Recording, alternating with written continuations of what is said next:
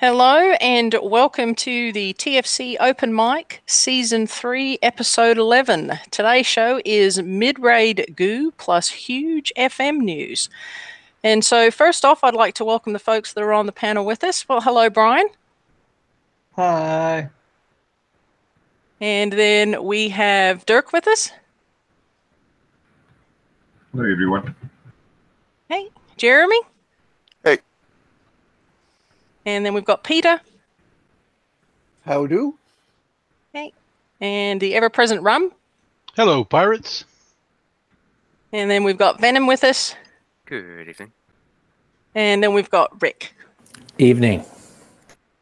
Okay, so a couple things. I've got a couple of slides to go over for some things that have changed just in the last couple of days. So hopefully I am not going to butcher this.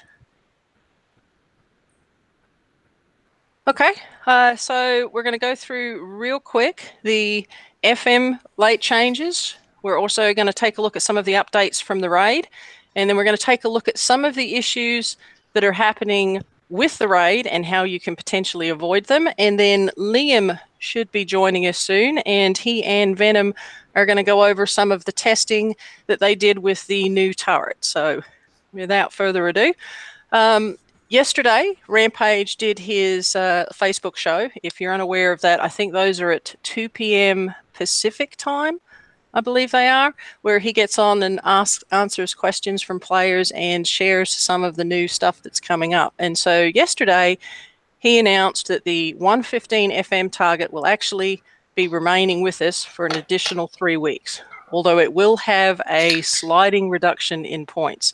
If you weren't aware of it, originally, they were going to be removing the 115 and we were going to be pretty much stuck with the 117, but they've popped that back in. So if we've got another 3 weeks, but the points will be reduced starting from 250,000 on 321, and then when it finishes on April the 4th down to 150. So any thoughts on that, guys? Thank God. It's good news. Yeah, Because a lot of people either didn't win the hull or they, because we kind of have 3 fleets to build right now, not even counting the prototype seeker. And yeah, you can say FM first all you want and you can, shove all the tokens in, but at the end of the day, that fleet still takes about the same amount of time as a normal fleet would. You just don't build the flagship, and it takes significantly more to rank. This fleet is harder to get out than any other fleet we've had in a long time to get it ready for a tuned top-end target, and a lot of players just don't have that. They need more time, or less VXP to skull it, one or the other, and so this is needed so that we can still do Zelos Monos and have a reasonable time while we get the time in VXP that we need to get a full fleet ready. Would like to have seen it longer, but I am happy to see that we do get an additional 3 weeks. Did I see that Liam joined us? Hey, how's it going? I'm not sure. Is it working okay? Yep. Working fine. I hear you and see you just fine, Liam. I am. I'm in a hotel room, so I didn't know if it would. I'm on a laptop and hotel Wi-Fi, so I didn't know if it would be okay. But it seems okay. So how are you all? All right. Everybody's doing well. Good So stuff. far, so good. Welcome. But I do have one thing to say. Hotel Wi-Fi? Ew. Yeah. Well, but I do think we have the internal Wi-Fi code, so The special Wi-Fi. for special people, yeah. Yeah, with the one that special everybody goo. else, when they're staying at a hotel, wishes they had access to. For the That's filthy it. coiners only. Yeah. So, Well, I was actually working right up to the dot of when the show started, so I do apologize about being a bit late. But well, that's okay. So anybody else have any thoughts on the addition of the 115s? Or back in, I should say. Just glad they're back. Well, Yeah, I'm just glad they used a little bit of cover. yeah, it was. I was quite surprised to see Rampage actually put that up on Friday. I mean, I imagine I've missed you guys all talking about this, but I mean that's a great move by Kicks, isn't it? I think they kind of realised that changing them straight away was probably going to have a bit of a adverse effect on the community. So the fact that they've actually listened and gave us a bit of breathing space is a very, very good thing.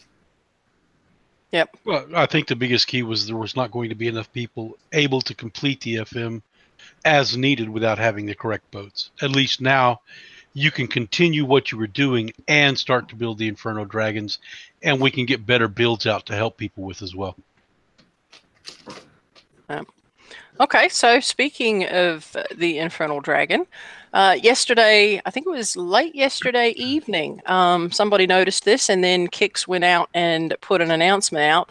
They actually added in some tokens into the raid. Now, these are up in the lock store, so if you have redeemed one of the trees all the way up, the new stuff, or finished up the old stuff, and you are able to unlock the lock store, if you scroll down to the bottom of the lock store, you'll see that there are additional tokens that have been added. We've got some 24-hour Infernal Dragon tokens. We've also got some 3-day ones, and then we have the same for the Chameleon. That's the regular Chameleon one, and then they've also got them in there for the Chameleon Prime. Mm-hmm. How many people thought they had the raid done until last night? Me. Yes. Yeah. Well, see, the thing was, I was done, and then I seen that, and I just thought, you know what, I'm gonna go and get that. So I was done again. Like it took me an hour and a half. So I got them all and spent everything except for the Infernal Dragons. So now I have a fleet of chameleons as well. it was a great move by Kickside to do that. It was to put them in. I mean, I don't know. I think that in a perfect world, I would have liked to have seen them on the bottom bar and not in the lock store. And not so much, like, I can maybe understand the dragons, or I don't know. I don't even know if there's argument to say that the dragon tokens should have been in the bottom bar as well. But certainly the chameleon tokens, because there was a lot of players in the first raid cycle that took chameleons because they didn't have buckies and hydras, or couldn't get buckies and hydras. So to then put the tokens, because they are very long to build. So to put the tokens in a lock store, when players that potentially want those tokens, or the players that actually need those tokens the most, can't actually get into that lock store anyway. I just think that it would have been better to see them on the bottom bar. That's my only gripe on that. Yeah, it's a great point. I mean, it seems like they have a habit of burying what is needed to where only the, I don't know, the top, whatever you want to call it, can get in and get them quick and get it done. Mm-hmm. Mm-hmm. And the thing is, like, what if you didn't get the dragon last month? Then you've got to get them from the bottom, run the top right side up the table, or top left maybe. But, hopefully you have bucks by now, and then get in. I would have made it so that, well, I know this was a change after the raid started, but top left is the Inferno Dragon in its bits, and the dragon should have been cheaper. Mm-hmm. Just as a general rule. But yeah, to get you up, to get the hull, and then you get tokens to start building it, because it's so important. I don't think the chameleon tokens in any form should have been in there. I think it's the waste. I don't know why they're there, but make the dragon stuff at least a little easier to get, so you can go all FM if you want. Or maybe put the single day ones down the bottom and then the 3 days at the top. Ooh, Yeah. I like that. Well, I think that it's a prime example of the rich getting richer, and the poor getting poor, because if a player is in a position where they can just about get into the lock store, then I wouldn't advise them to take any of those tokens. I would tell them to go and get that Howie, because that's a game changer, and so I don't know. I just think that those that have are going to benefit greatly, and those that have not are going to suffer again. The Howie is a game changer for 2 weeks. I mean, if they keep doing the same thing they're doing, so But then what if you don't get that? What if you don't get the Howie? What if they do bring out a hole that counters it in 2 weeks? And then you need the Howie to counteract it, and then you're like two steps behind as opposed to one step behind. I just like on that point. I don't think it's. I know there's a lot of people going to be complaining about the new hull coming out and the Howie being useless, but to be fair to everyone, the ship shouldn't be given to every single person. It's only going to, or should only be, the top percentage of people who do PvP who will get that hull, and that Howie should be perfectly fine for your average player for quite a while. And bear in mind, on a critical hit, like it does 3 million or something? I mean, it's something crazy like that. So yeah, it was something like 3.2 million before any ship specials were added to it. So they're going to. I don't think we're going to see a hull that has 3.2 million ballistic deflection. Not anytime soon. Yeah. Okay, well let's jump on with this, and then we can really get into the testing that Liam and Venom did on the new turret. Also included, in addition to the tokens, on the bottom right hand side, if you scroll all the way to the end of the prizes down the bottom there, you'll see that they've also added in 5 of the Gale 2s. A lot of people are saying, why bother with those? The 3s are better. Sometimes when you run into a weight issue, the Gale 2 actually works out better for the field. So there's 5 of those available as well. Okay, raid issues. I'm just going to run through these real quick and then open it up to everybody else. If you're autoing targets, you may still want to pay attention, even if you're not physically driving your fleet. We've got some reports where buckies are actually stopping short of turrets and are just sitting in some targets not doing anything except dying and getting fired upon. And then there is also the issue where the Hydra actually has a minimum range ring on the launcher. And so if you are lucky enough to be tootling along and one of those pesky little drones drops one of those emitters inside your minimum range ring, the Hydra doesn't know what to do because it cannot see it, cannot fire on it, so it basically just sits there. So it may actually be worthwhile waiting until all of those emitters drop before you actually start the target. And then apparently from what we've been hearing is there is an evil emitter in the 83. This one, if you have buckies and it drops inside or it gets a hold of you, people are reporting that it's just decimating their fleet. And of course, if it's inside the Hydra ring, you're taking a lot of damage as well because it doesn't fire at it.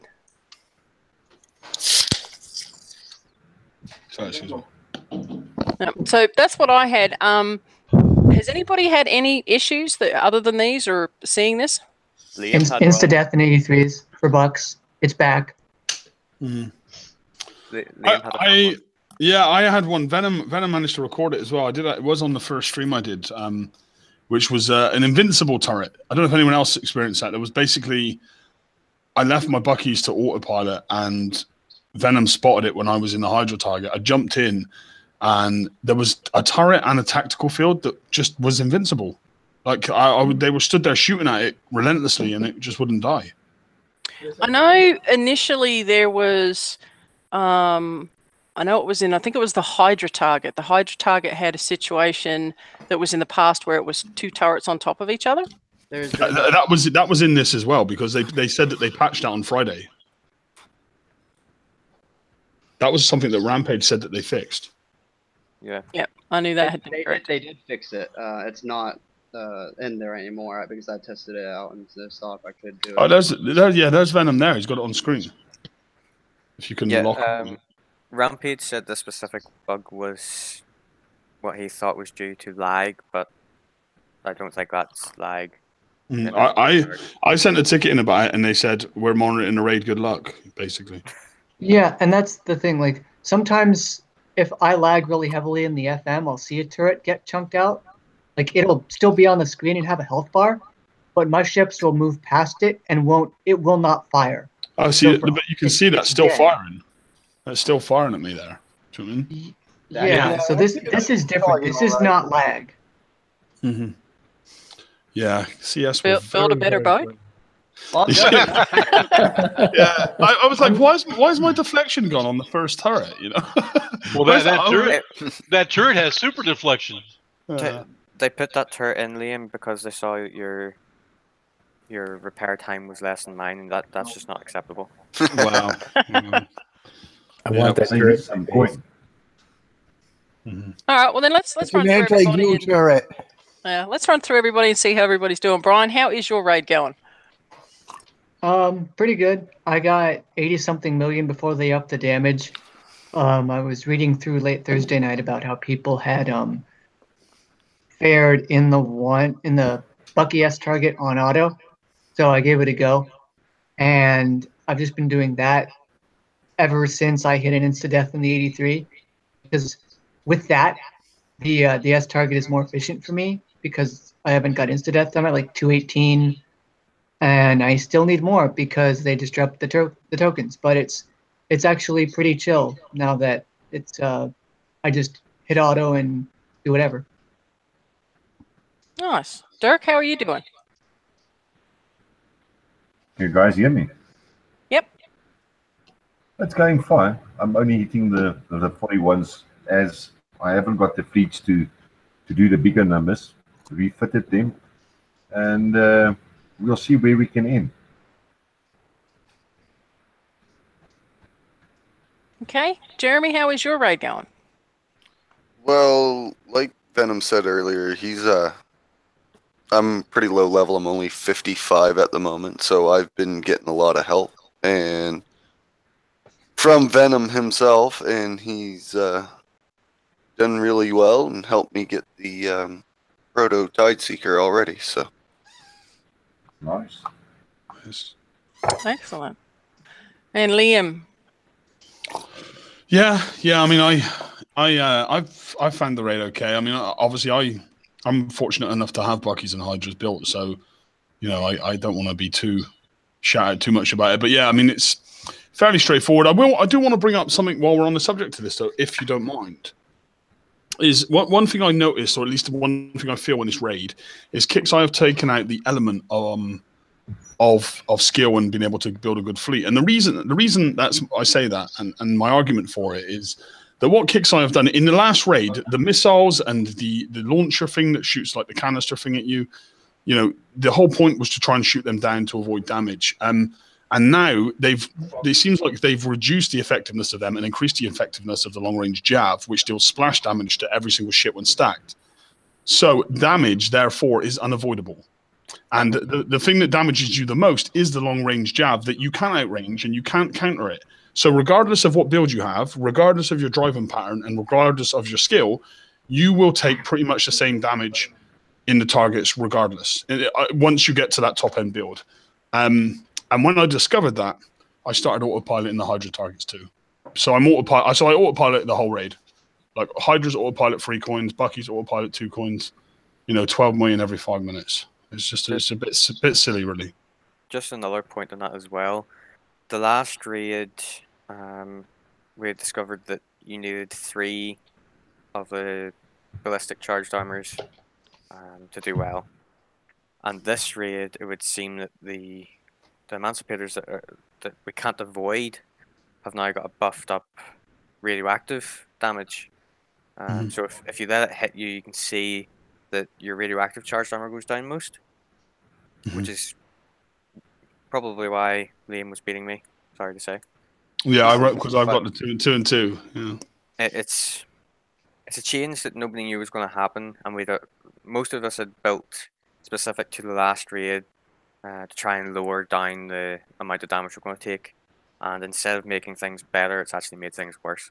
I've done a little workaround with the splash damage of the emancipators. The blood Hydra, and I presume the boon don't take as much damage, or they don't, it doesn't take as much damage to repair. So I actually throw my blood Hydra up forward, and it gets hit by the splash of the long range javelin, and my other Hydras don't get hit, but I have to use it as a tank pretty much, and that's the only workaround that I know of. Yeah. Well, yeah. I mean, for me, I tried to control it as delicately as I could with the right planning route, and I would take 3 coins of damage. I tried, I autopilot and I take 3 coins of damage. So it really doesn't matter what I do. It doesn't matter if I control or not, because that basically proves the fact that the damage is consistent regardless. And Kickstarter made it that way intentionally. Yep. And this is the Hydra, the skill hall as well. Mm-hmm. Yeah, and I love Hydras too. I mean, I love driving them, but what's the point? Yeah, that's interesting. Well, I don't. I'm sure I can't speak for everyone. I'm sure there's someone very smart out there that's probably, nailed it down to a coin, or nailed it down to something better. And fair play to them. But for me, it was just that's the way it went. Yeah, Nick was just saying in chat that if you're using pinches, you can get it somewhat down to instant repair as well. And I've heard of a couple of other people reported on the page as well that they were using pinches in the targets to go ahead and pinch some of those clusters. That was also helping with their repairs. Mm-hmm. Mm-hmm. Yep. Okay, Peter, how's your raid going? Not too bad. I've just mostly been noodling along, though. Haven't had much time to do much of anything. But I don't really consider the raid over until the timer has clicked over to prize redemption ends in 24 hours. Yeah. Okay, Rum, how are you doing? I'm having pretty much the same experience as Liam. Just turned everything on auto and let it go. You know, like he said, feel fortunate enough to have a fleet of bucks and a fleet of hydras both. So, like, you know, it is what it is. I don't like the trend that he's noticed, and I'm getting some feedback from somebody. It's gone. When they're automatic damage, it's just like the new 117s. You can't mitigate some of the damage. You're going to take about a quarter boat's damage no matter what. And I'm still getting feedback now. Not sure where that's from. But anyway, that's where I'm at. Okay. Soul, how about you? Well, so far it's been doing good. I was actually prepping 2 targets at the same time, driving my hydras and autoing my bucks, and I was prepping for other of my alliance members, but because of the damage increase and problems like that, I can't do auto on Buccaneers. So I'll just drive my hydras, and it cuts my prepping, or cuts prepping really bad down. Yeah, I found that using the hydras when prepping, for me at least, was much quicker and a lot easier. Venom, how's yours going? It's going all right. I finished within the first 2 hours or so, and I've been helping people ever since. But there is a point I just want to make. If people are using the Bucky fleet, please just repair the bin and only the bin. The cheapest way to do it is let your bin heal up the rest of your ships to 75.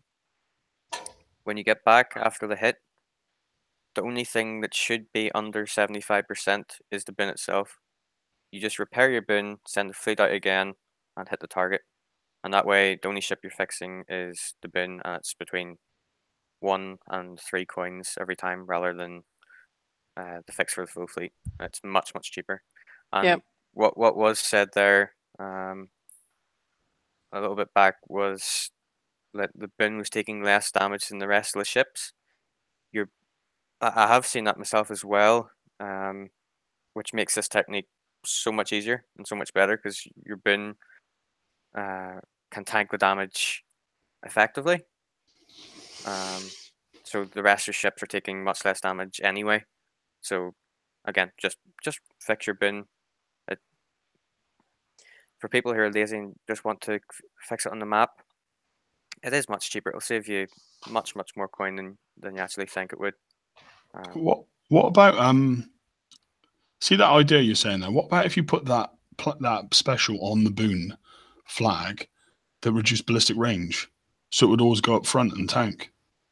Do you think that would work? George did that, and I don't think he has yet swapped it back, but I can't speak for him. But he liked the idea and he gave it a shot, so it's worth considering, certainly. But I wouldn't put it on all of my ships, just the boon to get it up there. Yeah. Okay. My only concern is the range of the blunders.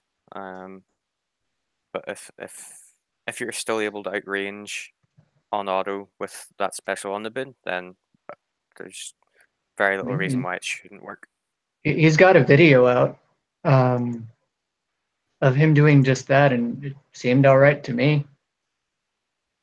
Oh, I didn't know that. I haven't seen this video. I'll go and check that out after the show. Someone, the Borg had just asked in chat if people were using the CIC that does the extra damage or the ones with defense on the Hydras. And I think what most people are doing is they've got the Mercy on the Blood Hydra, and then the rest of them have the one with range, or at least that's most of what I've seen. Would everybody agree with that?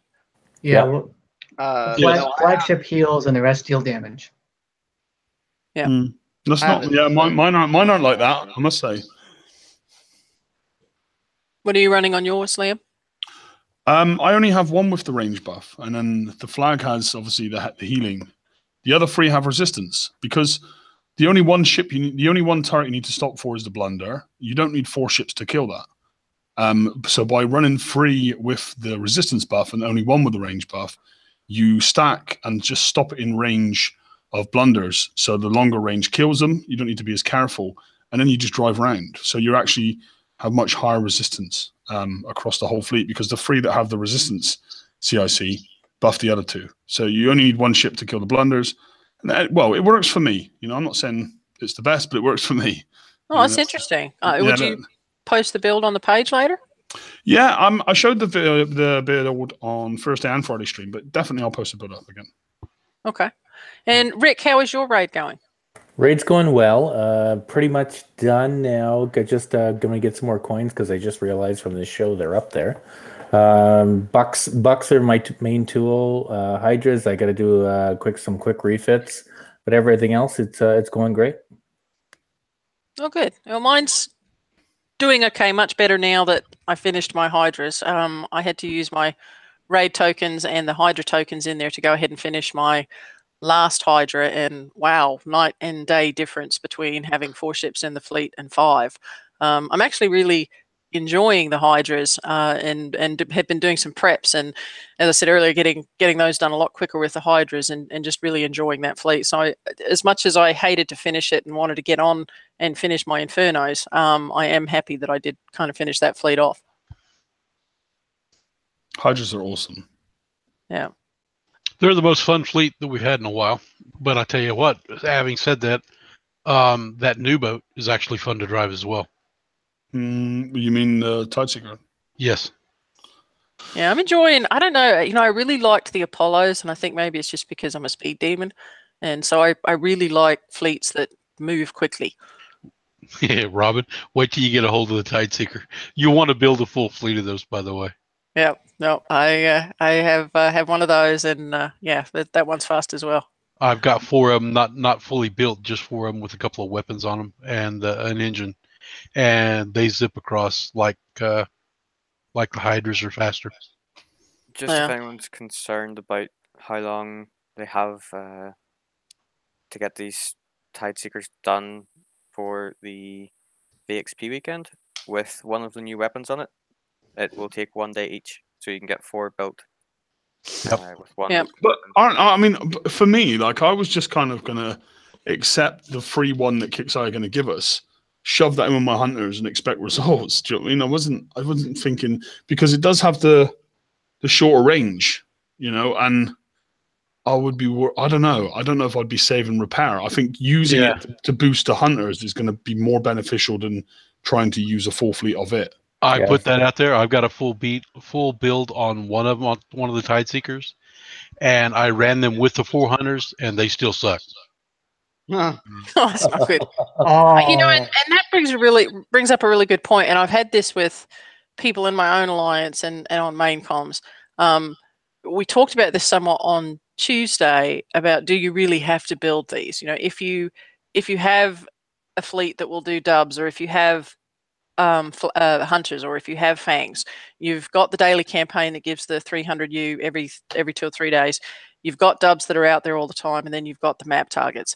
If you're deciding between the new stuff and the Inferno Dragon, at least me personally, I would highly recommend get your FM fleet sorted first. Get the FM Infernal Dragon and its rocket, and get that in the oven, and then worry about the new stuff later. Now, of course, that does block you from unlocking the store if you're not able to get all of the points. But if you're only able to get one hull and an associated weapon, I would say go for the FM fleet. Well, yeah, it's always FM first. Or be smart and build onslaughts. There's a yard where you can do that right now. I'm on my 3rd one. They're good. They're a lot of fun. I didn't have them. So the onslaughts. Yeah, no, I just got them started too. It's going to be fun. But, it's exciting, and I know people are like, "Oh my gosh, look, it's a really cheap hull." But if you really are tight on points, the FM is what gives you the tokens to speed your builds up. Mm-hmm. Yeah, all joking aside, FMs is priority number 1 for everything.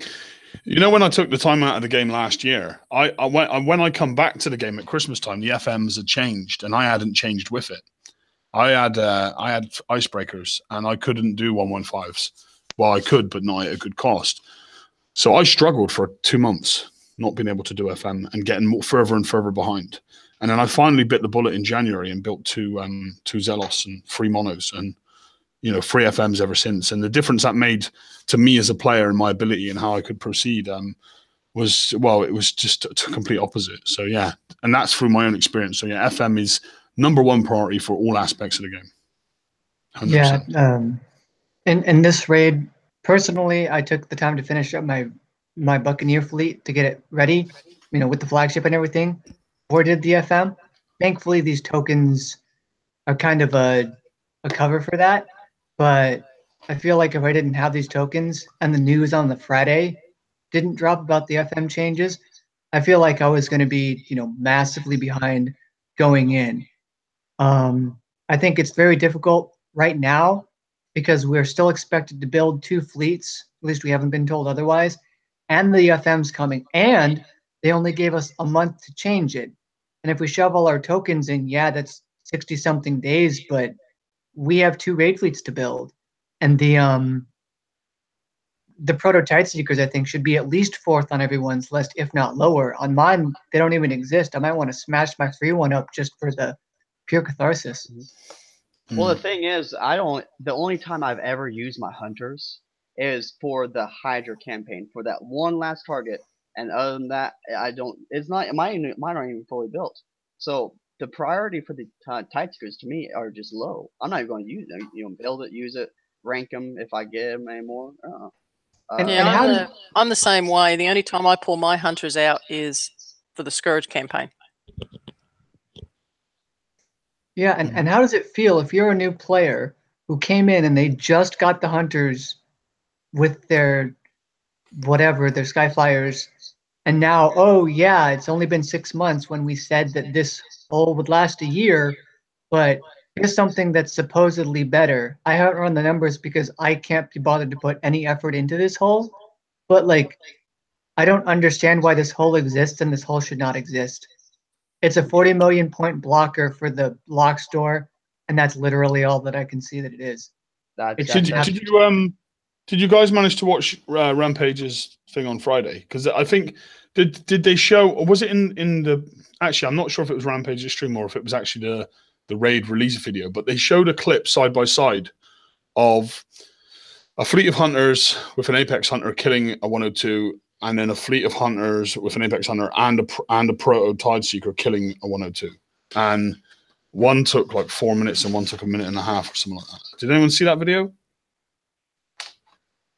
No. It was a side by. I'm pretty sure it was the raid video. Go and have a look at the raid video.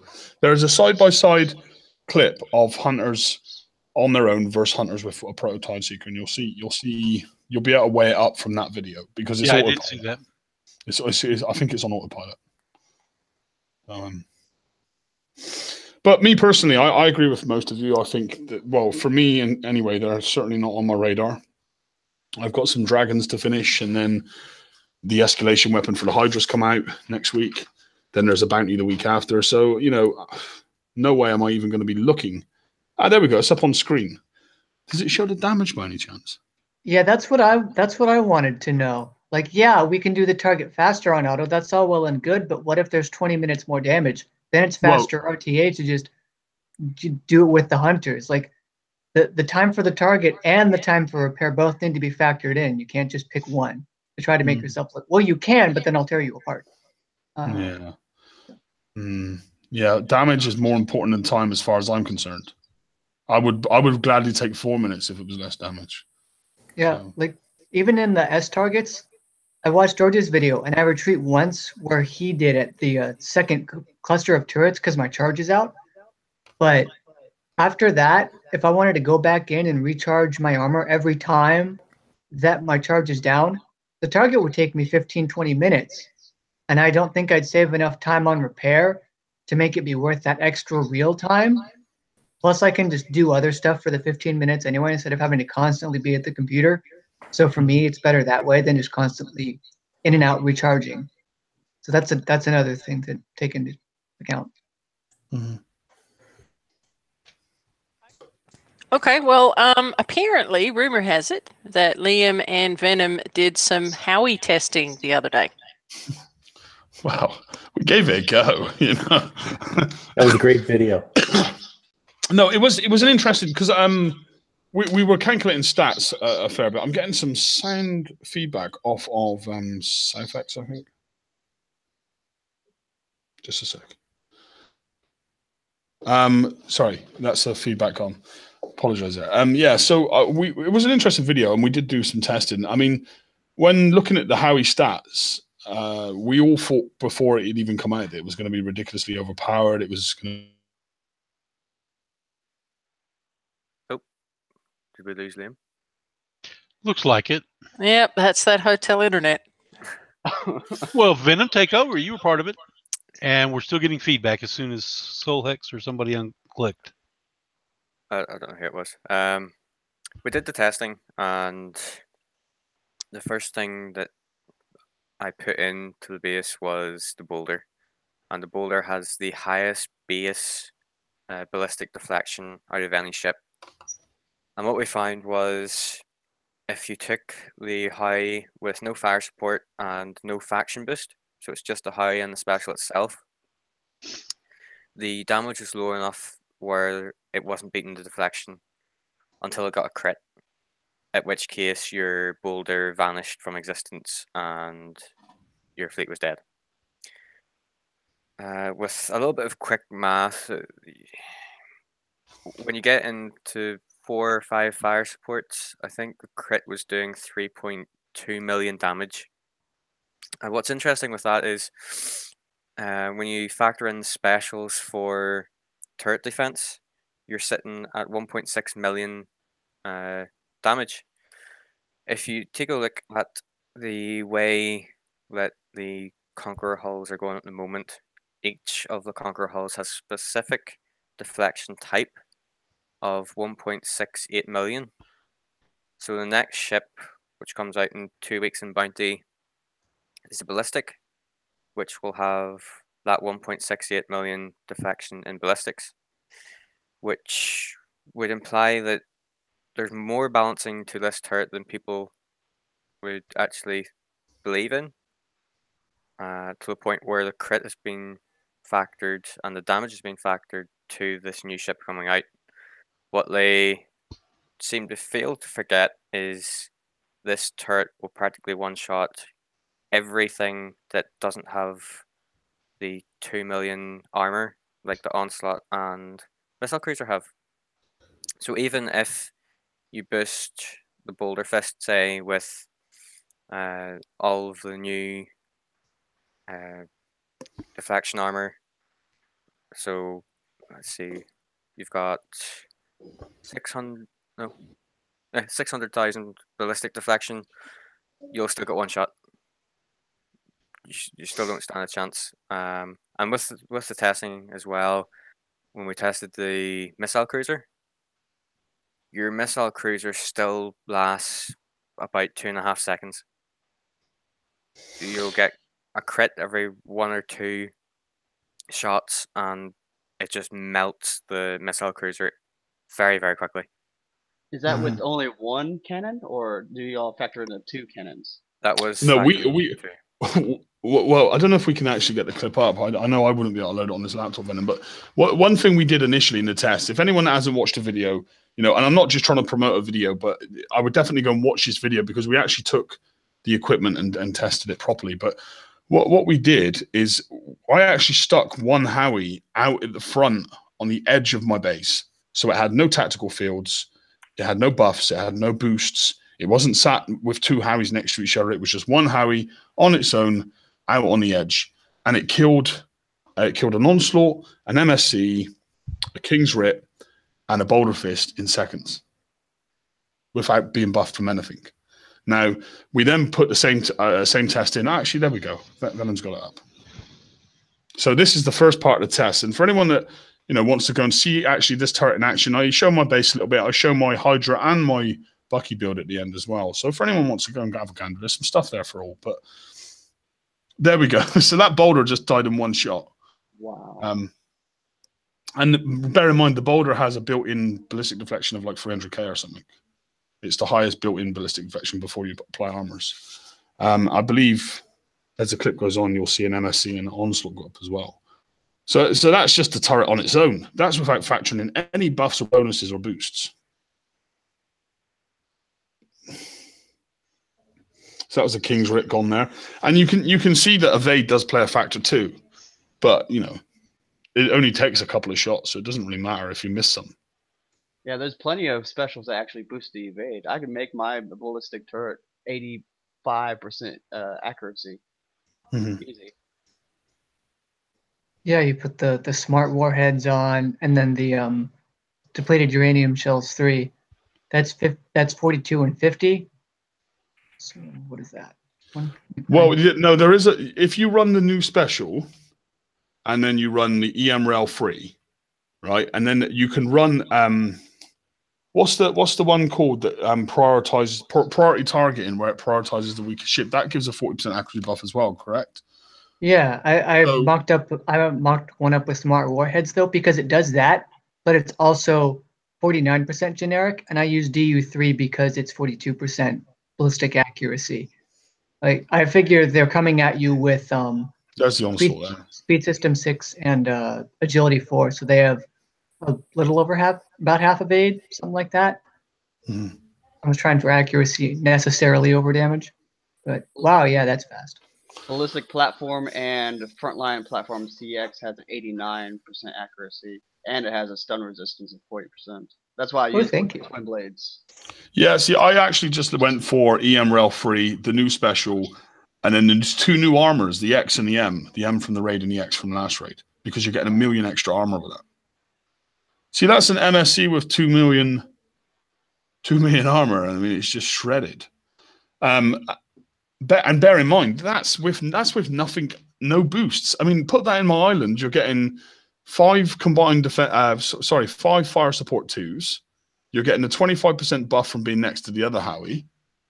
You know, so I think there is a clip in it as well, if anyone wants to go and see it, where I remove my guard, I remove my trap, and we test Venom just running straight into the island. And you'll see from the vid, it's brutal.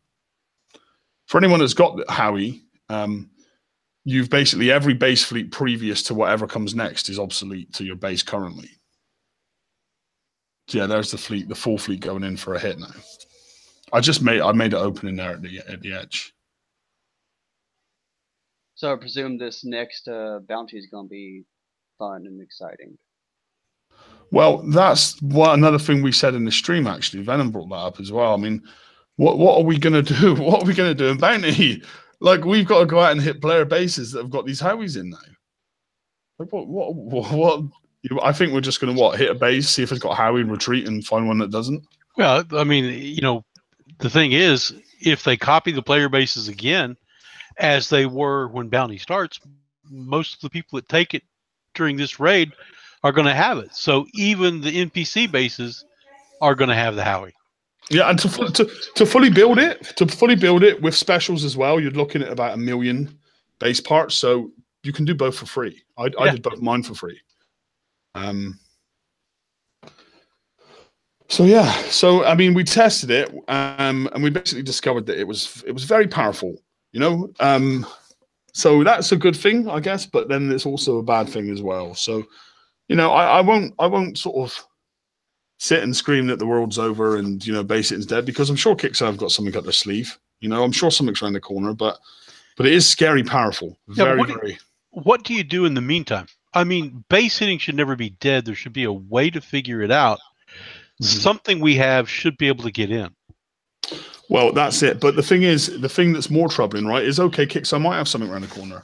We might see something in bounty. We might see something next week. We might see something next month. So they'll bring out something that counters it. But how much is it going to cost us to apply that to our base fleets? Because right now our base fleets are useless. So if we have to then collect something or get a new hull or do something, we're going to have to then pay to refit fleets or to build a new ship to then start getting involved in PvP again. Sure. I presume it's going to be a new hull that has a high ballistic deflection, and then presume the new weapon's going to have a high something else deflection too. Well, we've seen this with the Rages and the Millennium Gun, and I would say that the Howie is more powerful than the Millennium Gun. The Millennium Gun probably had more of an impact because they gave it away to everyone for one bounty point, but it's a big impact. It kind of makes a lot of fleets obsolete. I won't be hitting any bases for a while, you know, and I've got no concerns about anyone hitting my base for a while. I might as well take my guard out for a bit, you know. So Millennium or Axiom? The Axiom. Sorry, excuse me. Axiom. Yeah, the one that killed off Rages. Yeah. Mm-hmm. Sorry, that was the one I meant. Yeah, but see, the thing was, and you know, don't get me wrong. I think GDR has done some fantastic work on BP this year. BP's really been very good this year, and a lot of I feel we're going in the right direction. But we did say that there was going to be these huge pendulum swings of balance going left and right. You got to build this. Now you need this. Got to build this. We were told that there was going to be a slightly more consistency to BVP and consistency to PVE, where fleets would last longer. And you know, by making a tier 7 holes have high deflection in one area, you would get that whole "this is going to be good for a while" kind of thing. I mean, that's not the way it looks right now. You know, this turret is, I don't know. I like I said in the stream, like you did, if this turret didn't have a critical hit on it, it would still be viable. Yeah, I think you're right, and it'd be much more playable. Because 0.5 seconds minimum pass through, you could probably actually do fairly well with that. That would still dent a fleet enough. Yeah, that was my concern, was that 0.5 second reload. Yeah, because even none of the other stuff is that quick. It's 12 seconds for the BFGs, and I believe the XE2 is 5 seconds. But a way to make this weapon work to not have to then release so much more content to rebalance it, because they're basically making work for themselves. All they had to do was not give it a critical hit, give it splash damage, and that's it. 4 splash damage, which means if the fleet comes in stacked, you're getting 350 pass through every 0.5 seconds. That's more than enough to make this turret viable. It doesn't need a critical hit. But I don't know. What do I know? I agree. It doesn't, because I mean, watching the video, you can see when it was out front, it took no time to melt any of the boats other than the onslaught. Venom, I think Rue was asking about replaying the main hit, but I think it's already been showed, hasn't it? That's okay. I mean, we can bump it on the page so that people can see it.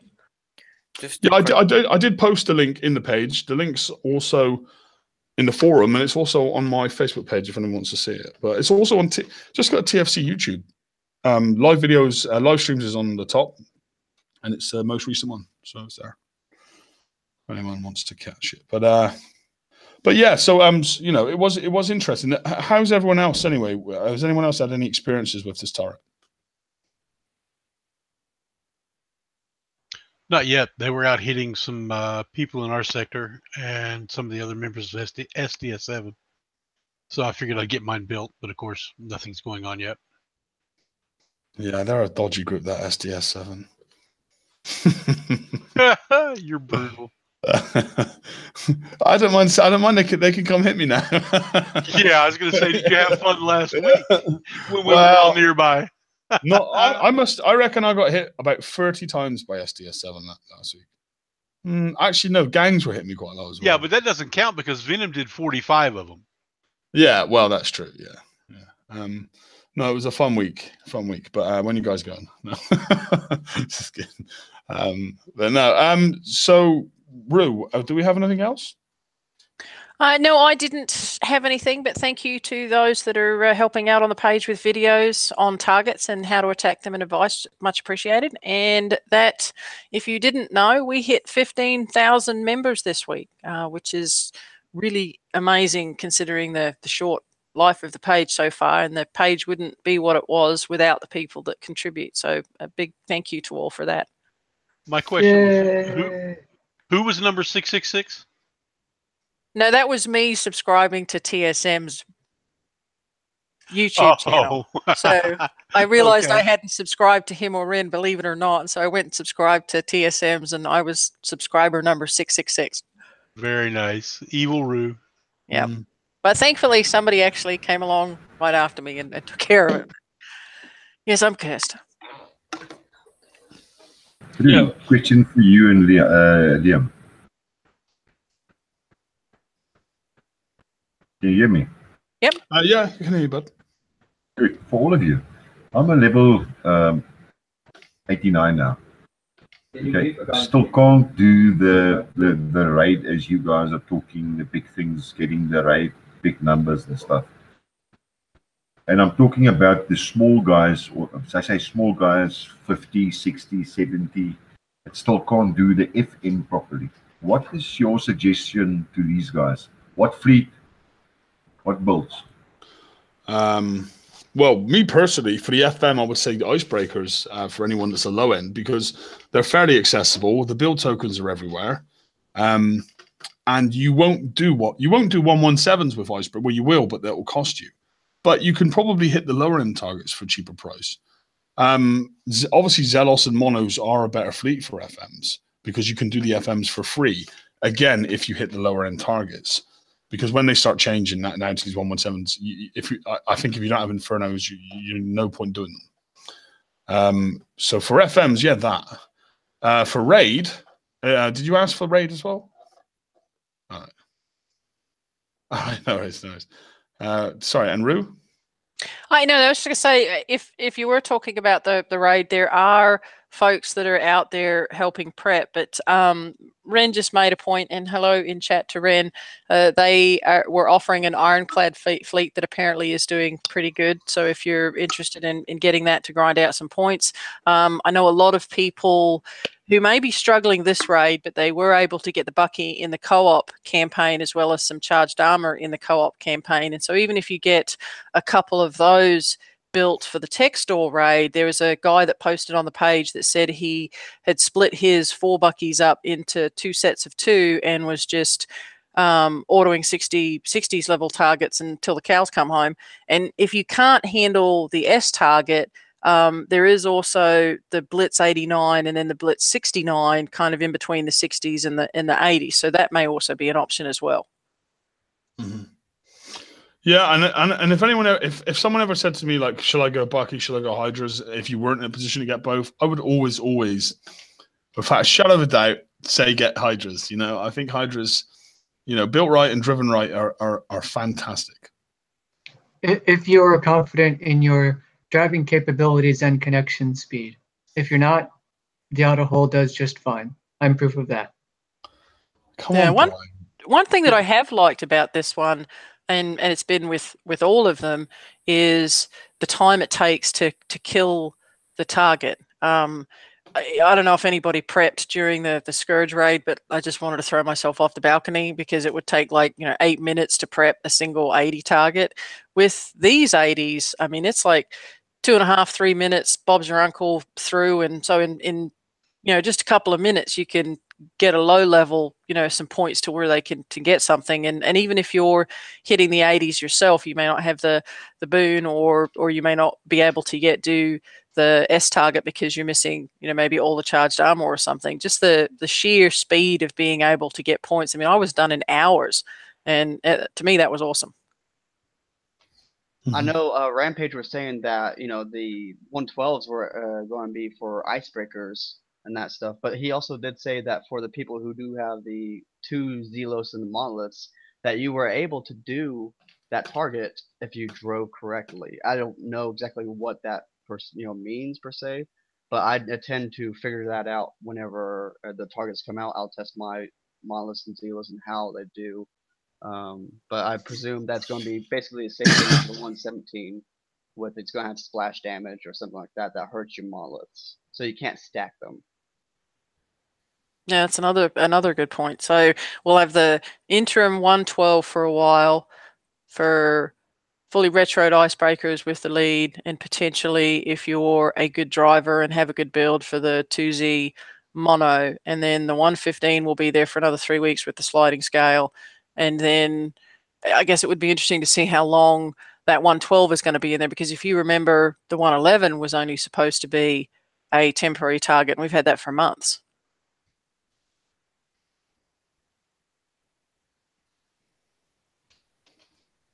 It'll be interesting. I'm kind of wondering if it's going like the fully fit iron icebreakers.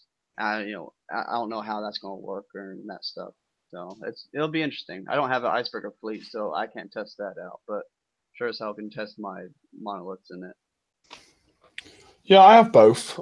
So I'll test them out. I've almost my dragons are almost there as well, so yeah, I'll get a good run at it all. Yeah, I have 4 icebreakers, and I really like them. They're a lot of fun, and I go in and play with targets with them.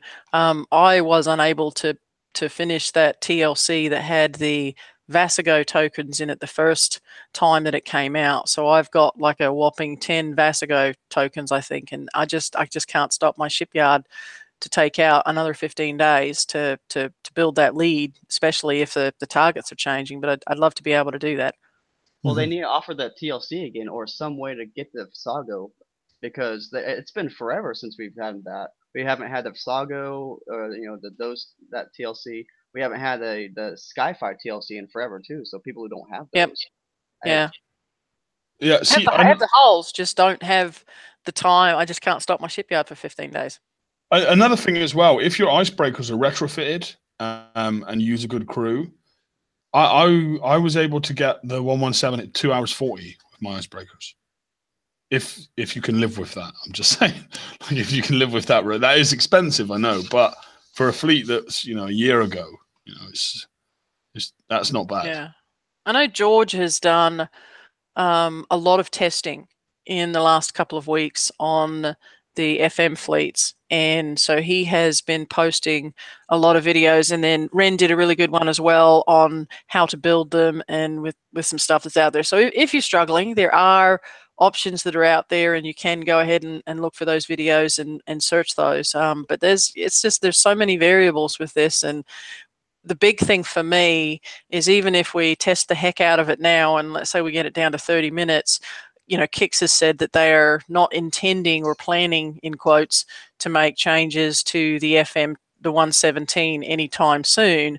But I'm just concerned about what the end result is going to be, and if there is going to be a change, when that change is going to occur. Well, it will probably, I would hope that it will come out with the same release as the flagship for the Dragons, but I don't know. I don't like how they're prologuing the release of the flagship. We're going to have to do these targets with incomplete fleets, apparently. And well, it's almost like they're pushing us to build 5, knowing that we'll end up scrapping one. Or running a flag in there. I know people have been using the Savage Kodiak, and I think there's the Dante's Nova Storm. If you haven't scrapped that, I mean, I tend to not scrap flagships. So people are using that, and there's a couple of other options that are out there too to stopgap. Or you can, if you want, go ahead and build the 5. But for an 18-day build plus the charged armors, I mean, it's a costly 5th ship to use. Yep. That's the kicker. Yeah. Okay. Does anybody have anything else they want to go ahead and add? I like how they add the dragon tokens in the store. I mean, it's in the lock store, yeah, but I mean, if you could get to the lock store, you get tokens. I mean, and the chameleon tokens as well. Yeah, our Hefe just made a really good point in chat. If you do have all the tokens, use your big ones up as much as you can first, so that you can save your singles for refits and tweaks later on, and don't get yourself into a position where you've got 2 days left to build and you're wasting a 3-day token on it. Definitely. Yeah, definitely. Yeah. Okay, well, thank you to everybody for coming out today, and a big thank you for those of you in chat that joined us. Appreciate it, and we'll see everybody, I guess, on next show should be on Tuesday with the update, and then we'll talk to you then. Yeah, and happy St. Patrick's Day, everyone, as well. Hey.